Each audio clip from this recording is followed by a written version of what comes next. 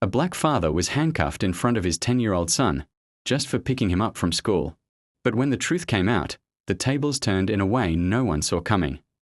Welcome back to the Untold Struggles, where we uncover the battles they want forgotten, the injustices that scar lives but also spark resistance. Today's story is about a father who simply wanted to pick up his son from school, but instead found himself face down on the pavement, handcuffed in front of his little boy. This is a story of love, humiliation, and resilience. Stay tuned until the end, because justice comes in the most unexpected way. Marcus Reed, 38, a hardworking mechanic, had one daily joy that nothing could take from him: picking up his 10-year-old son, Caleb, from school. It was their tradition. Marcus would finish his shift, still in his oil-stained uniform, and drive his old Chivy to Lincoln Elementary. Caleb would burst out of the doors with a smile, waving his backpack in the air. This Thursday was no different, until it was. As Marcus leaned against his truck, waiting, he noticed stares. A group of parents whispered. One pointed toward him. He ignored it at first. He was used to the looks. A tall black man in greasy work clothes didn't fit their polished suburban picture. Then he noticed Officer Grayson, a local cop with a reputation for throwing his weight around, pulling up. "Sir," Grayson called out, hand already on his holster, "what are you doing here?" Marcus blinked. "I'm here to pick up my son, Caleb Reed, 5th grade. Grayson's eyes narrowed. "We've had reports of a suspicious individual lurking near children." Marcus's stomach tightened. "Suspicious? I've been coming here every day for 3 years. But Grayson wasn't listening. The moment Caleb came running out, yelling, "Daddy," was the moment Grayson decided to act. "Hands behind your back," he barked. Marcus froze. "What? In front of my boy?" Parents gasped. Phones came out.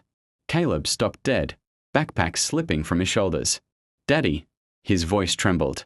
Before Marcus could explain, Grayson shoved him against the truck, twisting his arms and snapping cold cuffs around his wrists. Daddy didn't do anything. Caleb screamed, trying to run forward, but another officer held him back. Marcus's face pressed against the hood of his own truck. His son's cries echoed in his ears. His dignity crumbled on school grounds. The principal, Mrs. Harding, finally emerged. "What's happening?" Grayson announced loudly, "We are detaining a suspect reported for suspicious activity near children." Marcus's voice cracked. "I'm no suspect. I'm a father." But the humiliation was complete. Other kids laughed nervously. Parents whispered. Caleb sobbed uncontrollably. The officers dragged Marcus toward the squad car. In that moment, Marcus thought, "They didn't just arrest me. They arrested my son's innocence." At the station, Marcus sat handcuffed to a bench. Hours passed. No charges filed. No evidence. Just silence. Finally, a young officer named Ramirez slipped him a look. "Man, I don't think you're here for justice. I think you're here for show." Later that night, Marcus was released without explanation. No apology. Just, "You're free to go." But by then, something had changed. Videos from parents' phones had already gone viral. One clip showed Caleb screaming, "That's my daddy," while Grayson forced Marcus down. The world was watching. If this moment already has you angry, if you believe Marcus deserves justice, hit that subscribe button right now. Because stories like this happen every day, and together, we are making sure they're never ignored again. By morning, Marcus's face was on every local news station. Some headlines read, "Father mistaken for criminal outside school." Others twisted it, "Police protect children from potential threat." But the video spoke louder than headlines. Neighbors who once avoided Marcus now knocked on his door with casseroles and apologies. Church leaders rallied. Students made posters, "Free Marcus Reed. He's a dad, not a threat." Marcus, who had always kept his head down, realized he was now the face of something much bigger. When the school board tried to downplay the incident, Caleb's classmates spoke up. "He's my friend's dad. He comes every day. He never scared us." Their innocence cut through the lies. Meanwhile, Officer Grayson doubled down. On TV, he sneered, "We acted in the interest of safety. People need to respect authority." But his arrogance only fueled the outrage. Attorney Denise Howard, a fiery civil rights lawyer, took Marcus's case. In court, she played the footage frame by frame. Does this look like a criminal? Or does this look like a father greeting his child? The jury shifted uneasily. The prosecutor stammered. But the knockout blow came when Caleb took the stand. Through tears, he said, "All I wanted was to hug my dad. But they took him away like he was bad. My dad's not bad. He fixes cars. He fixes everything." The room went silent. Even the judge wiped his eyes.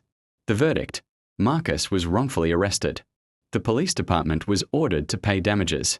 Officer Grayson faced suspension pending investigation.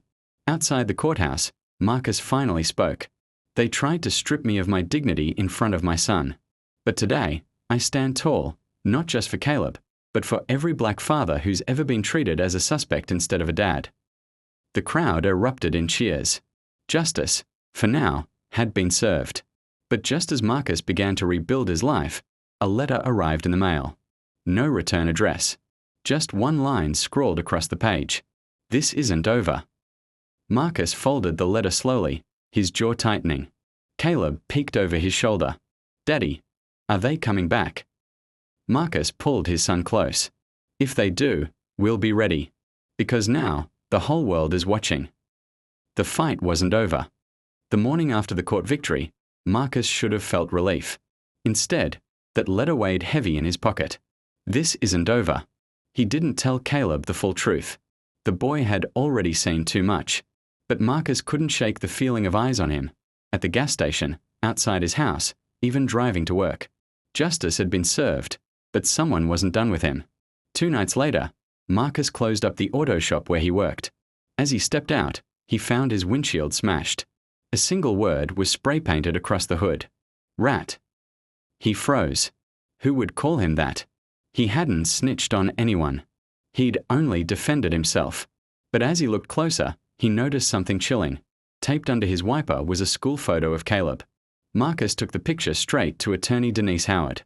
"Marcus," she said, eyes narrowing, "this isn't random. This is intimidation. They want you scared, quiet." "Who's they?" Marcus asked. Denise leaned in. Grayson wasn't acting alone. His badge protects him, but it also connects him. Cops like him are tied to something bigger, a network that buries cases like yours. Marcus's blood ran cold. He wasn't fighting one officer anymore. He was fighting a machine. That's when Malik Carter, a young journalist from the local paper, reached out. "I've been digging," Malik said, flipping open his notebook. Grayson's had 5 complaints of excessive force. All against black men. All dismissed. Marcus frowned. "Dismissed how?" "By the same internal affairs officer every time," Malik answered. "Guess who's his cousin? The police chief." The puzzle pieces snapped together. 1 week later, Marcus noticed an unmarked car tailing him. He changed lanes. It followed. He turned off suddenly. It turned too. Finally, he pulled over. The car slowed, then sped past, but not before he caught a glimpse of Officer Grayson in the passenger seat, smirking. Marcus's hands clenched the wheel. They weren't just watching him. They were baiting him. The real blow came on a Tuesday afternoon. Caleb's school called. "Mr. Reed, we need you here. There's been a situation." Marcus raced to Lincoln Elementary. He found Caleb in the principal's office, shaking. "They said I brought something to school," Caleb whispered. On the desk sat a small bag of pills. Marcus's voice thundered. "That's not his. My boy doesn't even know what that is." But Officer Grayson was already there, arms folded, smirk wide. "Looks like the apple doesn't fall far from the tree." It was clear. They were planting evidence. And this time, they weren't after Marcus. They were after Caleb. If this moment breaks your heart, if you believe Marcus and Caleb deserve better, hit that subscribe button right now. Because these struggles are real, and the only way they're heard is if we stand together. Word spread fast. Parents who once doubted Marcus now stood by him. They'd seen Caleb grow up. They knew the boy wasn't a criminal. Church leaders organized rallies. "Hands off our children." Marcus took the MIC at one rally. His voice shook with both rage and hope. "They tried to cuff me. Now they're trying to frame my son. But if they think they can break us, they don't know what love looks like." The crowd erupted. In court, Denise tore apart the prosecution's claims. The bag of pills had no fingerprints. The anonymous tip that led officers to Caleb? It came from a disconnected number. Then Malik, the journalist, dropped the bombshell. Body cam footage from another officer showed Grayson entering the school early, minutes before the discovery. The judge's face hardened. The courtroom buzzed. Grayson's smirk was gone. The case against Caleb collapsed. Charges dismissed. But Denise wasn't done. She filed a motion to open a wider investigation into Grayson and his network. For the first time, Marcus saw fear in Grayson's eyes. The machine was cracking. That night, Marcus tucked Caleb into bed. The boy finally smiled again. But as Marcus stepped outside, he found an envelope on his porch. Inside was a single photo, a picture of his house, taken from the woods across the street. On the back, in red ink, "Next time, we don't miss." Marcus's hand shook. He looked out into the darkness. This wasn't over. Not by a long shot. To be continued. Marcus and Caleb survived this battle, but someone is watching them, waiting for the next strike. Who is behind the threats? And how far will they go to silence him? Drop your thoughts in the comments, and don't forget to like, share, and subscribe to the Untold Struggles, because Part 2 will uncover the truth they never wanted you to see.